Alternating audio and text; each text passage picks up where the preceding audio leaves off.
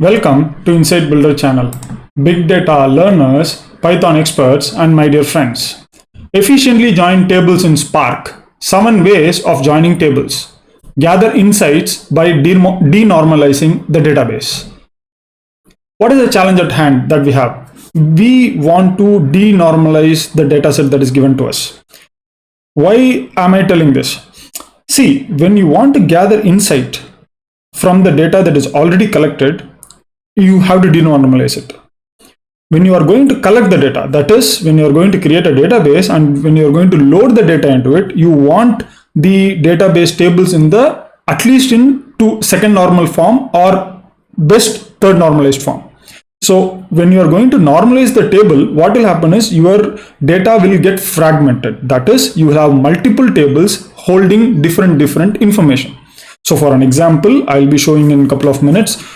There will be a table that only contains the name and the ID of the persons or the entities inside a database, and then there will be a separate table that holds the transaction, and there is a separate table that holds the details of each of the transaction items. So like that, we will have separate tables. But when you are going to gather insight, that is, when you want to find something from this data, you have to attach these tables together. That is, you have to join these tables. So joining these tables is actually an act of denormalization. So what we can do by denormalizing? We can actually get the insights from the data. We can find relationships that we did not expect when we created the normalized tables, because you have actually separated it, right? So you separated the tables thinking of a different relationships, but once the data started flowing in, maybe a new relationship got created that you did not find out.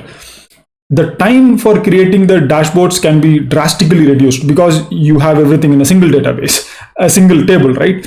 And you introduce a lot of flexibility by combining the data, and you can share it very easily. Establishing integrity is also one of the key points that we discuss day in and day out, because see, there could be various tables with various information. Now, when you're going to join those tables together, you will see that there are some information that is duplicated. There are some information that is not what we expected. So all these things, all these kinds of information will start popping out. And finally, you can think about multiple ways of aggregating. So after you do all this denormalization, right, again you can do the opposite, that is do aggregation and then again create a new series or new set of tables which is more informative. So you see this process of denormalization, normalization. This is a cycle that you will see every now and then when you are working with databases, and Spark is no different. So there also you are going to work with similar kind of tables. The only difference is you are going to work with big, very huge, large tables. So with that said, so this is the challenge that you are going to handle, but how it is going to solve it? There are almost 7 different joins, I told you, right? And I have not, taken the cross join here. The cross join is actually confusing. So I'm going to work only on the 6 joins that you are seeing here, but I'll be showing you guys cross join also. Inner join creates one-to-one map. So irrespective of what is going on with the tables that you're going to, or relations that you're going to join, it creates a one-to-one map. If there is no one-to-one map, the rows are dropped. It is as simple as that. It will not have any null values. That is the main goal of this particular inner join.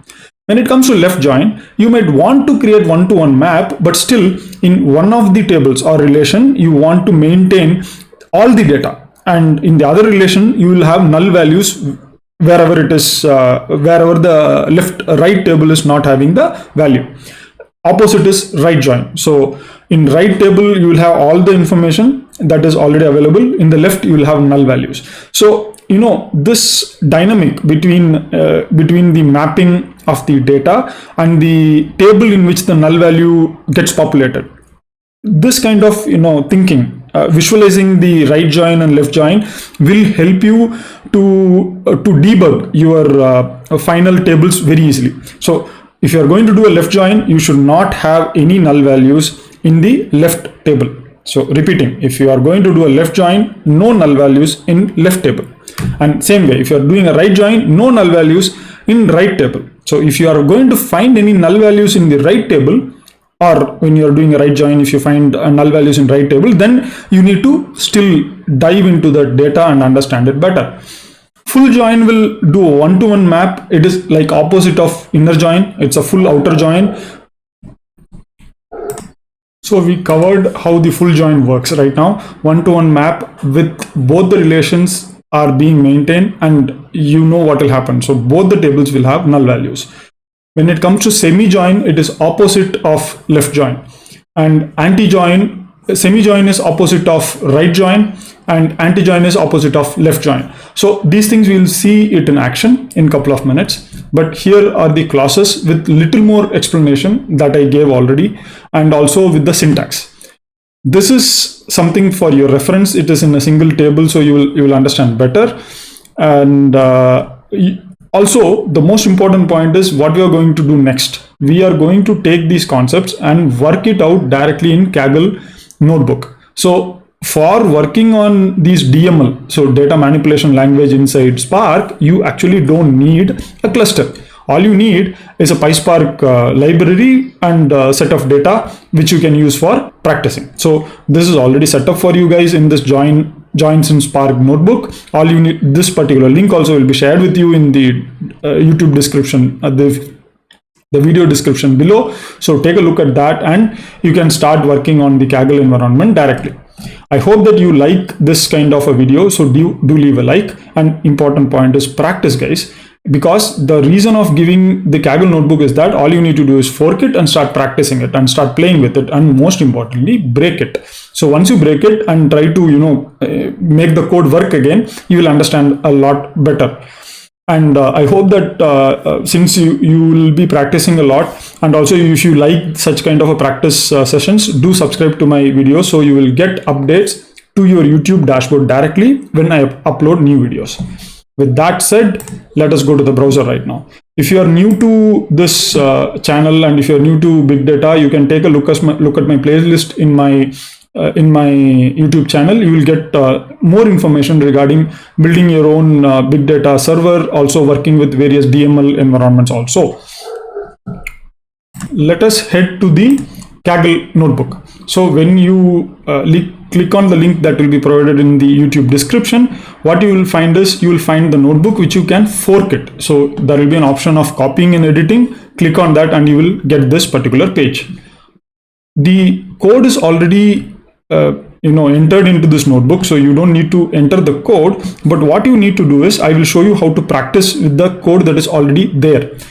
Yeah, actually the best way to practice is that you type the code yourself. That is one part of it. However, what we are trying to do is we are trying to understand the concepts here. To understand the concepts, you have to play fast.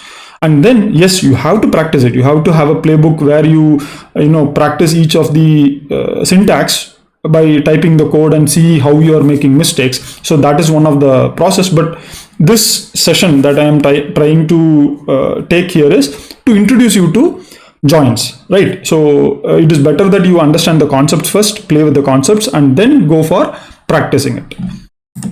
Coming to this PySpark, you need to install it. It will get installed. Just execute the cell by either pressing the this arrow key or this play button, or by pressing Control Enter. Most of the time, I'll be using Control Enter shortcut key when I am executing the cells inside the Kaggle environment. This is the Spark session that is getting created. As I was telling you, don't need a Spark cluster. All you need is a Spark session that can be created using PySpark. And I'm going to create a database called as join_db, and I'm using it. And then I am giving it as a shuffle partition equal to 2. This is not mandatory, but yeah, that's better. And I'm creating two tables. So this table samples, I have taken it from the examples given by Spark documentation. The reason why I took that is, see, there are lots of data sets that we can work upon. Okay, so already, if you see here, the dataset backups that I have shown here already has lots of data. The challenge here is that these are all already denormalized tables. What I mean is, these tables have been created by joining multiple other tables already. So if we try to work upon these tables by joining more, it will be actually confusing. That is one of the challenges that I faced when I started practicing. So if you take any of the data set from that is open in the outer world, most of this data or the CSV files that you get is collected after denormalizing the tables inside the database. So no one would want to give you 4 different CSV files. Yes, you see in couple of Kaggle datasets, you see that it is denormalized series of CSV files are provided to you. If you are taking any of the competitions, that is entry-level competitions, there are a couple of datasets like Auto dataset, and also I remember there is a e-learning dataset is also available. But these datasets are very huge, and explaining the concepts of join becomes tedious when you're going to work with very big tables. So start with extremely small tables, because you are going to play with the concepts. So start playing with small things and then start escalating your understanding. When you are going to create employee table, and it will have ID column, name column, and department number column, and you'll have a separate table called as department, which will have department number and name. So you see the relationship here, department number and department number. This is the relationship. So you know what is going to be joined here, right? Immediately you can visualize the joins, right? This is what is important. By looking at the table creation itself, you should be able to come up with what kind of joins you can make. That is what is the key when you're going to create joins. And once you start practicing, you will also come up with your own series of heuristics. So the heuristics that I shared it to you right now is that take a look at the table and see which column is common. So this is the heuristics we discussed right now. So you might have a different heuristic that you might come up with. So think about these things when you are solving a problem. This is already a normalized table. So employee is also fully normalized and department is also fully normalized. Why I mean it is fully normalized is because this contains the name only. So you won't find any other name related columns here. You are not finding any other name related columns. And also you see that there is no any kind of repetition. You will see in the tables when we create. So these are the steps you need to go through. If you are new to normalization, if you are new to data modeling, etc., there are other series of videos that I have already taken on database normalization. Take a look at that in my playlist. With that, I'll also be attaching a couple of those videos along with this video, so you will have some reference to it also. So these are the tables that is created, and this is where I am entering the data. So I'm simply entering basic information like the ID, name, and the department number. And here I am creating 3 departments: engineering, sales, and marketing. And you will right away see that there are 6 department numbers in employee table, but only 3 department numbers in department table. So you will immediately know what is going to happen. So there are going to be null values all around. This is way more easier to visualize the null values, because at the end of the day, when you're going to join, there are going to be null values getting created. So how to manage that? This is something that you need to understand. Once you go through this video, once you go through the process of understanding joins this way, you will actually love working with joins after this. So that's the intention. So most of my videos are targeted towards, creating love for the technology that you are, working with. And again, when you are in love with something, you get immediate feedback. That is, whenever you give an input, you will get an immediate positive feedback. That's why you get addicted to it, or you get fall in love for it, right? Coming to the inner join. When you're going to create an inner join, as I told you, will not contain any kind of null values. So when I'm going to create a join between employee table and the department table with the department number as reference, that is the reference that we are going to use, then you will see that it drops all the rest of the names like 4, 5, and 6. The names with respect to 4, 5, and 6 department names are dropped. You don't see any department number 4, 5, 6 here. So that is the first step. When you go to full join, it is going to happen the opposite way. So you see, in case of the department, there are null values. So 4, 5, 6 is also populated here, and you get the null values when it comes to department name. This is full join. Inner join is opposite of full join. That is why I immediately explained the full join. Now comes the right join. When you are going to do a right join, so right is going to be the department and left is going to be employee. And when you're going to do a right join, the right table should not have any kind of null values. So you see that immediately that right table is not having any null values, because it is dropping all the other rows in the employee table. So it is very similar to inner join. So don't confuse it. So inner join is also one of the ways to achieve what you are achieving with right join. So the purpose of inner join is different. Okay, but here we are doing a right join. So when you are going to take the left employee table and hit the department table on the employee table, so just visualize it. So you are taking the employee table, holding it in the left side of your hand and hitting the department table on the employee table. So you will see, okay, once you hit it, you will visualize that the rows 4, 5, 6, the employees with the department number 4, 5, 6 gets disengaged, and you are left only with 3, 1, 2. The opposite happens when you are going to do a left join. So when you are going to hold the department table on your right hand, and when you are going to jam the left employee table, so the employee table is more forceful and it holds and it actually pushes its employees with department number 4, 6 and 5, and it holds it there. And the right table, the department table, has no choice but to create null values in place of 4, 6 and 5. When it comes to semi join, here in this case what happens is you see the difference here. It is not showing you the department name. The reason why it is not showing is that the semi join only works on those joins where there is a one-to-one mapping. And when you are trying, if you try to create the department or department name, this particular command will error out, because it will not, there are null values in it and it will not get populated, so it will error out. So do play with this concept. And anti-join, you will see again, it is opposite of semi-join. So you will see it's opposite of semi-join, and you will see it is only returning what values are not there. So what values are going to be null, only that values are getting returned. So the 4, 6, 5. You see the difference in case of semi-join and anti-join. You are not getting the actual name, department names here. This could be a challenge. So most of the time you don't see people using semi-join and anti-join. That is the reason, because you don't get all the information out. So it becomes very difficult for others who are reading your code to visualize what is going on. Yes, semi-join and anti-join are very efficient, but efficiency is not always the goal, right? Sometimes you have to be more kind to others who are going to read your code. So be considerate about others and use the appropriate joins. Prefer working with left join, right join, and full join and inner join.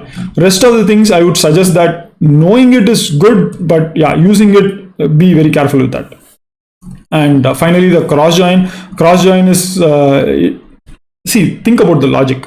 The cross join here, what it does is, it irrespective of whatever the department number, even you see there is no even reference required. Irrespective of whatever is the table, it actually does a permutation combination and joins it.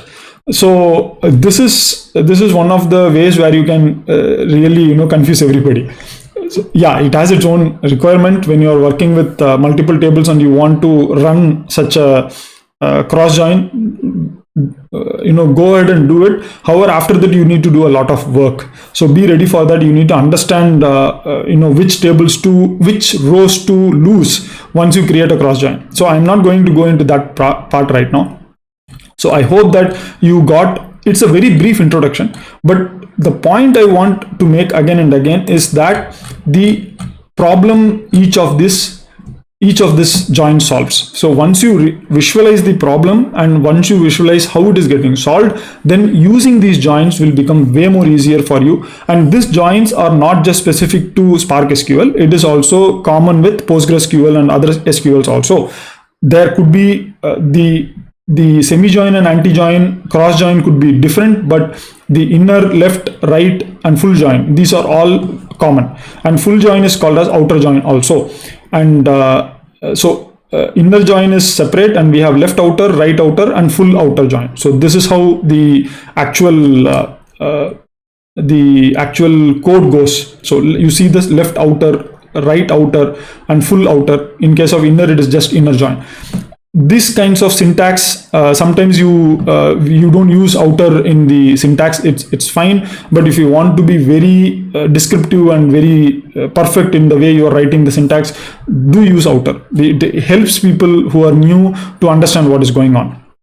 And I hope that you guys actually like this way of sharing the information. Do leave a like, and do subscribe to my channel for further updates on big data. Not just big data alone, I work on various other videos related to Python libraries. I explore Python libraries and share what kind of problems they solve for you as a developer. So I hope that you will value these videos and use it for your growth. And I would like to take a leave with 4 words as usual. That is practice, practice, practice, practice. See you guys and have a great time.